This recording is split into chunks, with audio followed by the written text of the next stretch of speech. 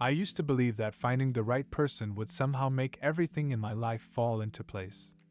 I thought meeting the one would magically fix all the holes, make me feel secure, like I was finally on track. It's strange, but I always believed that if I found the right person, all my worries about money, success, and even my own self-worth would fade away. You see, for someone like me, life has never come easy. I didn't grow up with a silver spoon in my mouth. My family wasn't wealthy, and I had to learn to hustle from an early age. I spent years juggling side jobs, barely scraping by, wondering if I'd ever get to a place where I felt like I had my life together. I wasn't the guy with a fancy car or a high-paying job, and for a long time, that made me feel like I didn't deserve anything more. I'd look at other people, friends, strangers, even celebrities, and see their lives filled with what seemed like endless happiness and stability. They had the families, the houses, the vacations, the smiles that looked so perfect it almost felt fake. And here I was, still trying to figure out how to make ends meet. Still trying to be someone I could be proud of. That's when I met Sarah. Sarah was everything I thought I needed. She was smart, successful, and genuinely kind. She had this energy about her that made everyone in the room notice, but in the best way possible. She was put together in a way I could never imagine for myself, organized, driven, and yet somehow still warm and caring.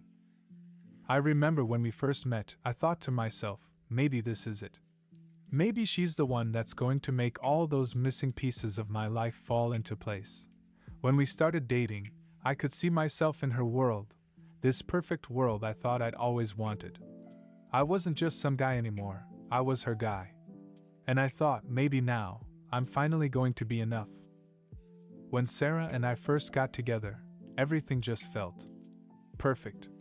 It was like I had finally found someone who saw me for who I was, and loved me despite all the little cracks I had. I'm not the guy who's got a perfect smile or the most expensive clothes, but with her, I felt like I didn't need to be.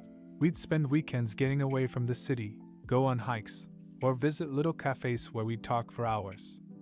I remember thinking, this is it. This is the dream I've always wanted. I'd seen my friends with the same kind of happiness, the same kind of connection, and I thought, maybe this is my turn.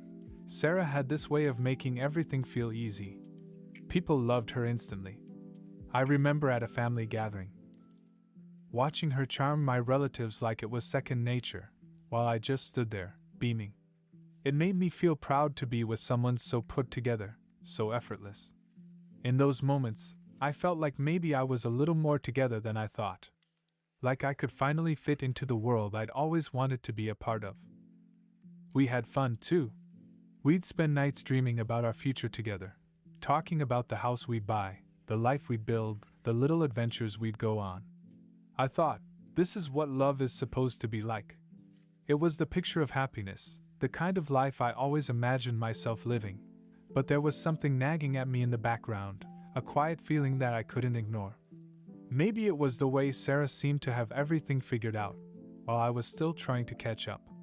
Maybe it was the way we talked about the future, but it always seemed like it was more her future than ours. It was like she had this idea of us, this perfect, ideal version of what our life together should look like, but I wasn't sure if I was the one she wanted in that picture, or if I was just filling a role she had already decided on. I kept telling myself it was just my insecurities, that I was overthinking things. But the more I tried to fit into the dream we were building, the more I started to wonder if it was a dream for her, or just something I was trying to convince myself was real. I used to believe that finding the right person would somehow make everything in my life fall into place. I thought meeting the one would magically fix all the holes, make me feel secure, like I was finally on track. It's strange, but I always believed that if I found the right person, all my worries about money, success, and even my own self-worth would fade away. You see, for someone like me, life has never come easy. I didn't grow up with a silver spoon in my mouth. My family wasn't wealthy, and I had to learn to hustle from an early age. I spent years juggling side jobs, barely scraping by, wondering if I'd ever get to a place where I felt like I had my life together. I wasn't the guy with a fancy car or a high-paying job, And for a long time, that made me feel like I didn't deserve anything more. I'd look at other people, friends, strangers, even celebrities, and see their lives filled with what seemed like endless happiness and stability. They had the families, the houses, the vacations, the smiles that looked so perfect it almost felt fake.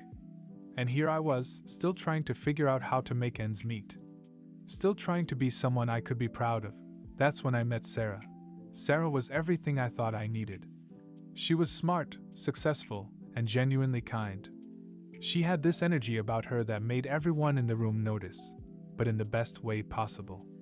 She was put together in a way I could never imagine for myself, organized, driven, and yet somehow still warm and caring. I remember when we first met, I thought to myself, maybe this is it. Maybe she's the one that's going to make all those missing pieces of my life fall into place. When we started dating, I could see myself in her world, this perfect world I thought I'd always wanted. I wasn't just some guy anymore, I was her guy. And I thought, maybe now, I'm finally going to be enough. When Sarah and I first got together, everything just felt perfect. It was like I had finally found someone who saw me for who I was, and loved me despite all the little flaws I had. I'm not the guy who's got the most polished look or the highest status, but with her, I felt like I didn't need to be. We'd spend weekends together, escaping the chaos of the city. We'd hike in the mountains or go to cozy cafes where we could talk for hours. I remember thinking, this is it. This is the life I've always wanted. For the first time, I felt like I could truly relax. Like I had found the person I could build a future with. And for once, it felt like that future wasn't a dream, it was real. She was everything I thought I'd been waiting for. Smart, funny, ambitious, and effortlessly beautiful. I loved how confident she was, how she made everything look easy. Watching her charm my friends and family made me feel like I was the luckiest guy in the world. People loved her right away, and it made me proud to be with someone so together, so put together. It made me think, maybe I'm not so bad after all. Maybe I'm actually a little more put together than I give myself credit for. We'd spend evenings planning our future. We'd talk about the house we'd buy, the life we'd build, the trips we'd take. I felt like we were writing our story together, like it was already set. And that gave me comfort. Because it felt like she was everything I'd always wanted in a partner. In those moments, it was easy to believe that maybe, just maybe, love was supposed to be this simple. But even though everything seemed so perfect on the surface, there was something that nagged at me. I don't know what it was, but I couldn't quite shake the feeling that I was a part of her dream, not the dream itself. It was like I was filling a role in a perfect picture she had painted in her mind, but I wasn't sure if that role was truly me, or if it was just who I needed to be for the vision to work. I tried to ignore it at first, convincing myself I was overthinking things. But the more I tried to fit into that perfect version of us that I thought we were creating, the more I began to wonder if she saw me for who I really was, or if I was just a placeholder in the life she was imagining for herself. The more time I spent with Sarah, the more I started feeling this pressure. It wasn't something she put on me directly. She was never demanding, always supportive, always encouraging. But the pressure was there, quietly building in the background. I had this deep-seated fear that I wasn't enough, that I wasn't matching up to the person I thought she deserved. I could see it in the way she talked about her future, the things she wanted to achieve, the life she envisioned. It all seemed so polished, so perfect. And me? I was still struggling to pay the bills, still trying to make something of myself. When we'd talk about our plans together, she'd always mention things like travel, homeownership, building this perfect life. I wanted all of that too, but deep down, I knew I wasn't the man who had it all figured out yet. I wasn't the one with the steady income or the high-powered career. I was still figuring things out. And no matter how much I tried to convince myself it wasn't a big deal, I couldn't ignore the fact that I was afraid she'd wake up one day and realize that she could do better. I could see how others looked at her, her friends, my friends, even strangers, and I began to question if I was worthy of her. I'd catch myself thinking, what does she see in me? And the fear started creeping in. What if I'm not enough? What if? One day, she wakes up and realizes she's settling for me. She'd always been so confident, so sure of herself, and there I was, constantly doubting whether I was even good enough to be her partner. I tried to shake the feeling, tried to push it down, but it didn't go away. Every time I looked at her, I saw this woman who deserved someone who could match her energy, her ambition, her success. And the more I tried to step up, the more I realized I was living in this constant state of fear and insecurity. The worst part? I never talked about it with her. I kept it all inside, pretending everything was fine. But the truth was, I was slowly drowning in these fears. I was so scared of being exposed, of her seeing me as weak or not good enough, that I kept pulling away from the very thing I wanted most, our connection. As the weeks passed, I began to notice the distance growing between Sarah and me. It wasn't dramatic at first, just little things that added up over time. The way she'd get lost in her phone more often when we were together, or the times when she'd make plans with her friends without even asking me if I wanted to join. And to be honest, I didn't feel like pushing for it. I didn't feel like I had the right to ask. I kept telling myself that it was just my own insecurities talking, that I was just overanalyzing things. But the truth was, every time I tried to bring up something meaningful, like talking about our future, or what we wanted from this relationship, I felt like I was met with a wall. She'd nod, smile, and agree, but her attention always seemed to be somewhere else. The longer I kept these feelings bottled up, the more it started to affect the way I looked at our relationship. I didn't feel like the man I thought I was supposed to be with her. I felt like I was losing myself in her dream of what we were supposed to be, instead of creating something that was really ours. Every time I tried to speak up, I felt like I was failing to connect.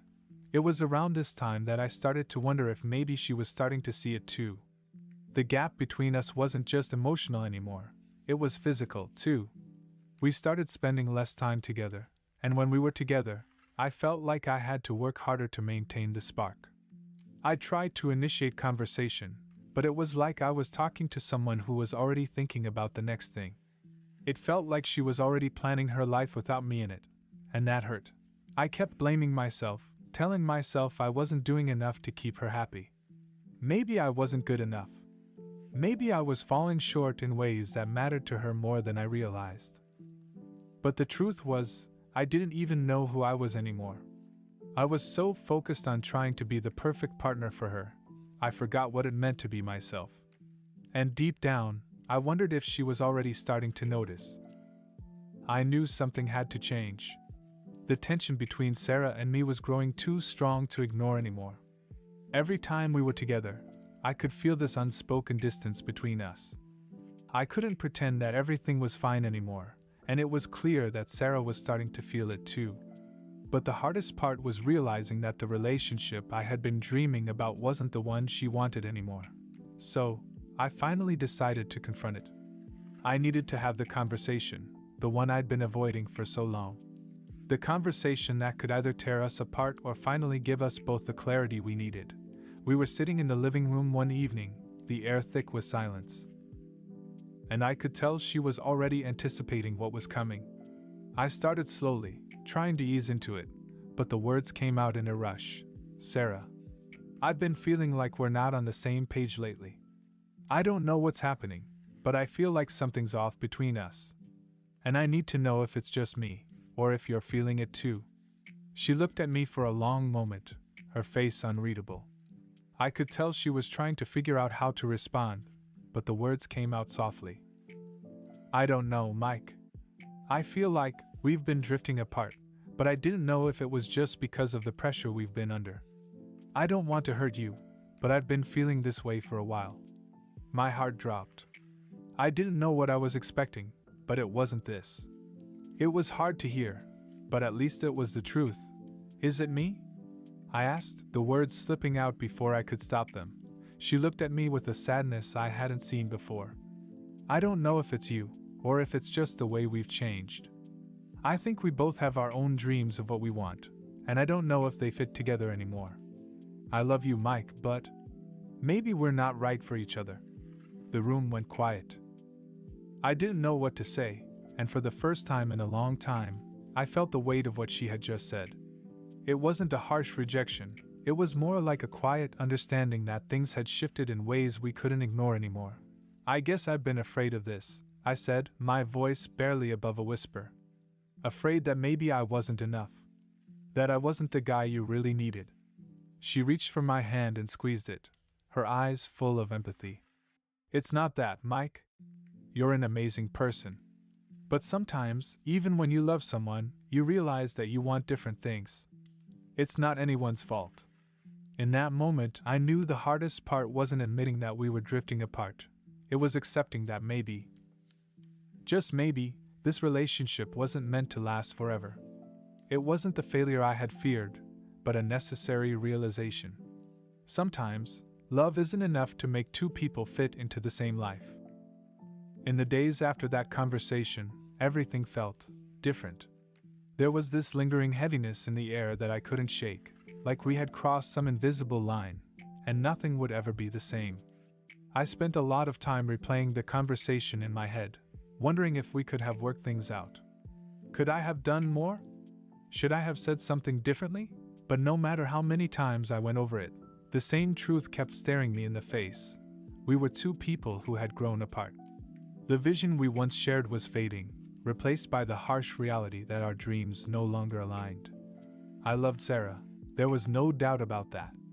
But somewhere along the way, we had started living separate lives, following paths that were no longer meant to intersect. I remember walking past our old favorite spots, the places where we talked about our future, where we'd laughed and shared moments that felt like they'd last forever. It hurt, but at the same time, there was this strange sense of relief. For the first time, I wasn't trying to force something that wasn't right. I wasn't chasing a dream that no longer fit. The hardest part was knowing that it wasn't about her being the one or not. It wasn't about a lack of love, it was about timing. It was about realizing that sometimes, no matter how much you care for someone, you have to let them go because they deserve a different kind of love, a kind that fits their vision of the future. I wasn't that love anymore. I also realized that I had been clinging to the idea of what our relationship should have been, rather than seeing it for what it was. It was easier to hold on to the dream than to confront the reality of where we were. But now that it was over, I could finally breathe. I had to accept that sometimes, love doesn't mean forever. Sometimes, it just means that for a time, you shared something beautiful, and now it's time to move on. I took a long walk to clear my head, and as I walked, I felt a shift in me. It was like I was shedding the layers of guilt and uncertainty that had built up over the past few months. It didn't mean it didn't hurt. It didn't mean I didn't miss her, or that I wouldn't always care for her. But I was beginning to realize that breaking up wasn't the end of something. It was the beginning of something new. For both of us. A few months after the breakup, I found myself in a bookstore one afternoon, just browsing through the aisles to kill some time. I had been keeping busy, focusing on work, picking up hobbies, and doing my best to move on. I still thought about Sarah often, but the sting wasn't as sharp as it used to be. As I walked down one of the aisles, I stopped in my tracks. There she was, Sarah. I hadn't expected to see her, especially not here, of all places. She was standing in front of a shelf, her back to me, completely absorbed in a conversation with someone. For a moment I froze. My heart gave a small leap. Seeing her again, after everything, was like seeing a ghost of my past, and for a second, I was hit with a rush of nostalgia. But then I noticed something that stopped me cold. The guy she was talking to, he wasn't just some stranger. He was someone who seemed to match her energy, her vibe, effortlessly. They were laughing, exchanging stories, clearly in tune with each other. It was natural, effortless, the way she and I used to be, but it was different now. It was right. I stood there for a minute, just watching them. I could feel my stomach do that familiar twist, an old ache, a reminder of what we once had. But then, something shifted in me. I realized I wasn't feeling jealous, or sad, or even resentful. I felt at peace. As time passed, I began to realize just how much I had grown from everything that had happened. The breakup with Sarah, while painful, was a turning point for me. It wasn't just about losing someone I loved, it was about learning how to love in a way that was healthy, genuine, and real for both of us. For so long, I had been afraid of letting go. Afraid that by ending things with Sarah, I was admitting some kind of failure. I thought that love meant holding on no matter what, pushing through the tough times, and trying to fix things that felt broken. But what I came to understand was that sometimes, the most loving thing you can do for someone is to let them go. Not because you don't love them, but because you want the best for them, even if it's not with you. That day at the bookstore, seeing Sarah happy with someone else, was the final lesson I needed. It wasn't about me losing her, it was about her finding the person who was right for her. And the truth is, we both deserved that. We both deserved to find the love that was truly meant for us. As time passed, I began to realize just how much I had grown from everything that had happened. The breakup with Sarah, while painful, was a turning point for me. It wasn't just about losing someone I loved, it was about learning how to love in a way that was healthy, genuine, and real for both of us. For so long, I had been afraid of letting go. Afraid that by ending things with Sarah, I was admitting some kind of failure. I thought that love meant holding on no matter what, pushing through the tough times, and trying to fix things that felt broken. But what I came to understand was that sometimes, the most loving thing you can do for someone is to let them go. Not because you don't love them, but because you want the best for them, even if it's not with you. That day at the bookstore, seeing Sarah happy with someone else, was the final lesson I needed. It wasn't about me losing her, it was about her finding the person who was right for her. And the truth is, we both deserved that. We both deserved to find the love that was truly meant for us. Looking back, I saw how much I had been holding on to the idea of love, how I had been so focused on the dream of what we should be that I couldn't see the reality of what we were.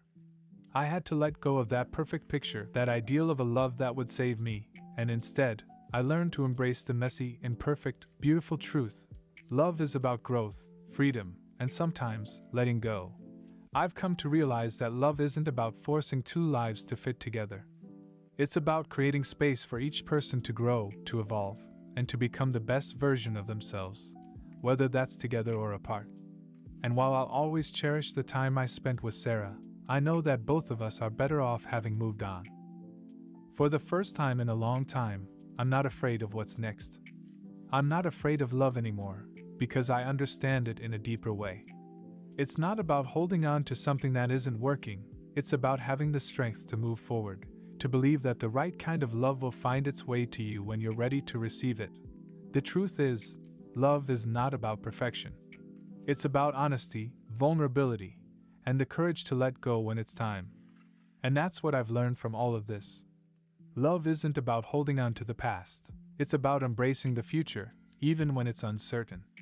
Because sometimes, letting go is the only way to truly find the love that's meant for you. After everything that had happened, I couldn't help but feel a sense of calm wash over me. The uncertainty I had felt when I was with Sarah, that fear that I wasn't good enough, had started to fade. In its place was a quiet confidence I hadn't realized I had been lacking. It wasn't a sudden change. It wasn't an overnight transformation. But it was real. It was me finally standing tall, not because of any grand achievement or external validation, but because I had learned something valuable about myself. Moving forward didn't mean I had all the answers or that I had everything figured out. It didn't mean I was immune to future challenges or doubts. But I now knew that life doesn't work in straight lines. It's messy. It's full of twists and turns, and you don't always get to control the path. What you can control is how you respond to it. I also realized that the idea of love I had clung to for so long wasn't the only version of love out there. There are different kinds of relationships, different kinds of love, and that's okay. Just because one chapter ended doesn't mean the book is closed. It means there's room for new pages to be written. I began focusing more on myself, not in a selfish way, but in a way that allowed me to grow into who I was meant to be. I reconnected with old friends, took up new hobbies, and focused on my career without constantly worrying about where I was going to end up. I also took the time to reflect on what I wanted in my next relationship. I realized that it wasn't about finding someone who matched my idea of a perfect partner. It was about finding someone who could be my partner in real life. Someone I could build a future with, someone who could understand me on a deeper level. And the best part was, I was no longer afraid to be myself. No more pretending. No more hiding. And somewhere along this journey, I began to realize that the best way to love someone is not by molding them into what you want them to be, but by accepting them for who they are. And, just as importantly, accepting yourself for who you are. Because only then can you truly give and receive love in its most authentic form. I still think about Sarah sometimes, and I'll always be grateful for the time we shared. But I also know that this journey wasn't just about finding love, it was about finding myself. It was about letting go, healing, and opening myself up to the possibility of a love that was even better than I could have imagined. So, while I've moved on from that chapter of my life, I carry the lessons with me. They've made me stronger, more self-aware, and more ready for what lies ahead. I'm not sure where life will take me, but I know one thing for sure, I'm ready to face it. Because sometimes, the hardest things in life, like letting go of someone you love, are the things that lead you to the best version of yourself. Looking back on everything, I realized the biggest lesson wasn't just about ending a relationship. It wasn't just about saying goodbye to Sarah or even to the dream I had of what our future would look like. The real lesson was about understanding love itself, what it truly means to love someone, and what it takes to truly love yourself. When I first started dating Sarah, I was caught up in the idea of love.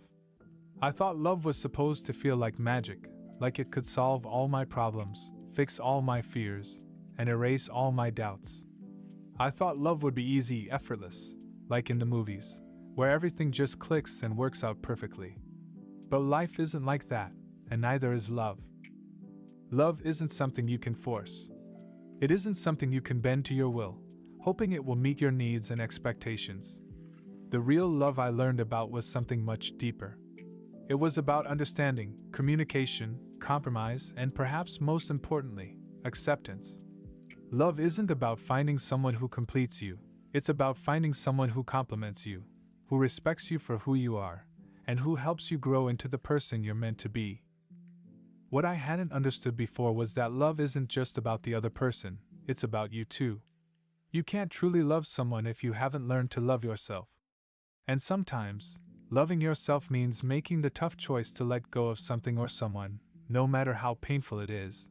When I finally made the decision to end things with Sarah, I thought I was losing something. But what I was actually gaining was the freedom to grow. I was gaining the space to figure out who I really was outside of the relationship. I was learning that sometimes, letting go is an act of love, not just for the other person, but for yourself. It's not about rejecting them, it's about recognizing that your paths are different. And that's okay. I remember in the early days after we broke up, feeling lost and uncertain. But over time, I began to realize that by letting go of Sarah, I was also letting go of the fear that had been holding me back. The fear of being alone, the fear of not being good enough, the fear of not finding something better. I was learning to trust the process, to believe that if I focused on being the best version of myself, life would eventually lead me to the right place. And that's what I wish I had known earlier, that love isn't about clinging to someone out of fear or insecurity. It's about giving each other the space to be who you truly are. It's about growing together, but also understanding when it's time to grow apart. Because sometimes, two people can love each other but still not be right for each other in the long run. What I've learned, and what I hope anyone who's been through something like this will take away, is that love is not about holding on for the sake of holding on. Love is about freedom.